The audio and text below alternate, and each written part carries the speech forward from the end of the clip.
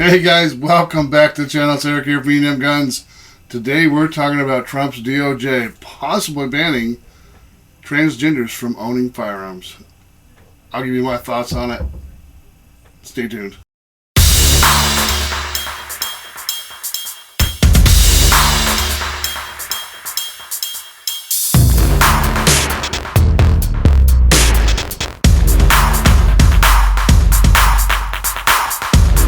Tears and hugs, an all too familiar scene in America after yet another school shooting. Parents racing to check on their children. CNN breaking news. This is a reported shooting at Annunciation Church. It's just a heartbreaking day. It happened at Annunciation Catholic School in South Minneapolis during a school mass. So this proposal by the DOJ looking into banning transgenders from having access to firearms is a knee-jerk reaction, just like banning guns after a mass shooting is a knee-jerk reaction. You know, I'm in support of mentally ill people not having access to firearms, but how do you accomplish that? Red flag laws, they tend to infringe upon your rights and lead up for potential abuse. And even AI, AI from Google, whatever it is, will even ChatGPT will even tell you that, you know, it can be abused. And it certainly is likely to be abused. So how do you keep guns out of dangerous people's hands? That's $1 million question, isn't it? In support of this, though, I haven't come across any influencer from YouTube, Langley Outdoors, Washington Gun Law.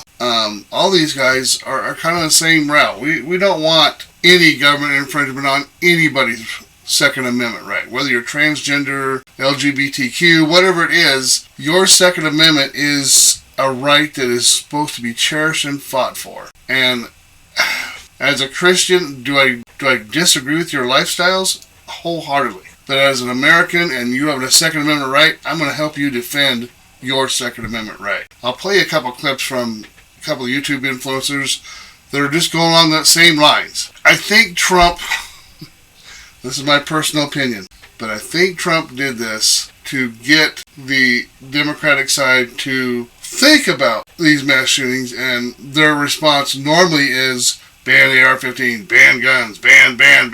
I think he already knows this isn't legal, and I don't think it's what he's planning on doing. I really think he did it to spark a conversation and get Democrats into thinking about their Second Amendment, protecting the Second Amendment. But let me play a couple of those clips from these gun tubers, and you guys can make up your own mind, but I hope you come to the conclusion that any American, regardless of their religion, their sexual identity, any American has a Second Amendment right, and relate them to them, that we need to help defend that Second Amendment right. Like I said, guys, I think this is just a conversation starter for Trump to get Democrats to kind of, you know, get out of their knee-jerk reaction when a mass shooting happens.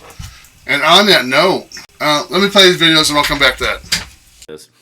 Breaking. Trump DOJ deliberates over gun ban for transgenders. There's obviously a problem with the whole gender dysphoria thing. I have no problem saying that. I have no problem saying that they need some help, quite candidly. But banning them from rights that are constitutionally protected in the Bill of Rights based on in this case, mutable characteristics, that's a bit of a problem, because that devolves very quickly with a Gavin Newsom into religion, into race, into socioeconomic demographics. Where's it stop? And that's what has been occurring in the last 24 hours. Some of you are just jumping for joy. Other people are freaking out. It's kind of funny to see who's jumping for joy and who's freaking out. And that's one of the things we're going to talk about today. So today, let's slow it all down. Let's connect the law to this, and let's have a conversation about a transgender gun ban. And I came back to dump some of the data, and it's some of the data because I didn't get it done. And I find out that this administration and the Department of Justice is toying with the idea of banning an entire class of people from access to one of their fundamental rights. They're God-given, inalienable rights, as in acquired at birth rights enshrined in our Constitution. Literally, the second thing that they wrote in that document the right to keep and bear arms, the right to defend oneself.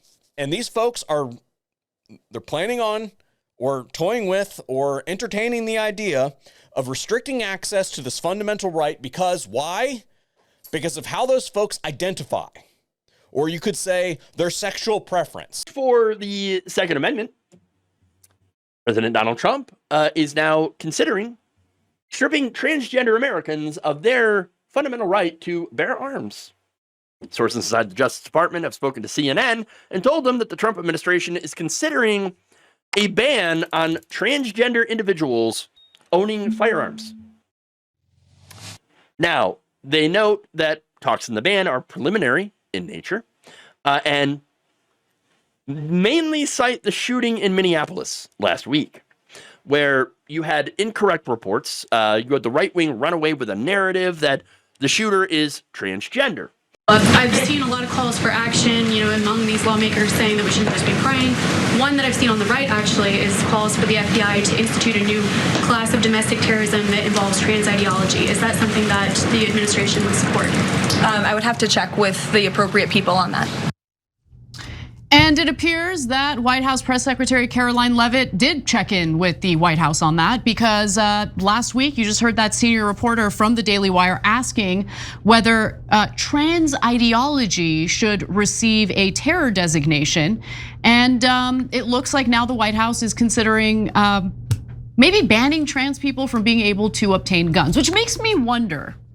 So in case you didn't catch that in those two last clips, those were from the Democratic lefty side of the aisle. And as you can see, it is sparking a conversation. And, I kind of hope maybe that there's a lesson to be learned from these knee-jerk reactions, that we maybe become a little more open-minded to communicating on how to solve the issue. My thought is, I think you ought to arm the teachers. I think you ought to have armed security in school.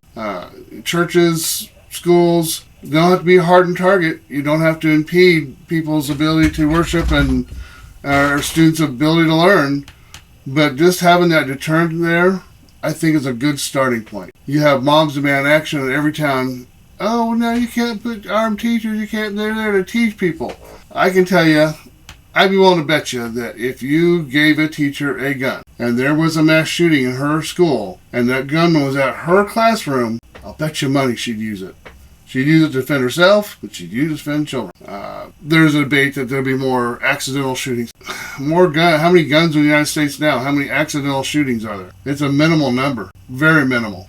So that argument kind of doesn't hold water with me. I think instead of trying to ban guns, because we all know there's a black market and criminals will get whatever they want on that black market. No hands down, no debate, no question about it. Gun laws only affect the law abiding. If you're not abiding the law, that means nothing to you about a gun law. So let's start hardening our targets. Let's put teachers with guns. Let's put armed security in there and harden the schools so that if a mass shooter wants to go in there, it's going to be like going into a police station. Everybody's armed. They're cowards. They're doing it for the notoriety and fame. Well, they're not getting notoriety and fame if they're shot right at the front door, are they? That's my input on that. The last one I wanted to play for you, and this one kind of shocked me, and it's from Everytown. So there's a switch in the anti-gun group mentality. Let me play this clip for you. Tell me what you think. My name is Angela Frelzabal, and I'm the Executive Director of Moms Demand Action. Train Smart is the new gold standard for gun safety training in America. Why is it important that Everytown for Gun Safety is creating a program like this now? Now is the time, because there are a lot of guns in this country, and what I'm really concerned about and what I want to see is that we have gun owners that are responsible. We have gun owners that are not only just thinking about themselves as gun owners, but how this does impact their community. So I want to make sure that we are doing this in a way that's going to keep communities and families actually safe. There's no such thing as we are anti-gun. We're anti-irresponsible gun ownership. We're anti-harm to communities and violence. The idea that anybody would even question that every town for gun safety doesn't offer gun safety training. Like of course they're going to offer gun safety training. It's just taken a while to get here to build it up. We are every town for gun safety and moms demanding action. And so this means so much for us to be able to play a part in ensuring that folks are getting correct information and getting everything they need when it comes to being responsible gun owners in this country. I've looked into their website, guys. I may take a couple of classes just so I can give you a 2A or insight into what I think their classes are doing. But it is a big change for them. As you can see, we're not anti-gun, we're anti-irresponsible gun owner. Okay. Guys, you have a blessed week. Love you. Peace out.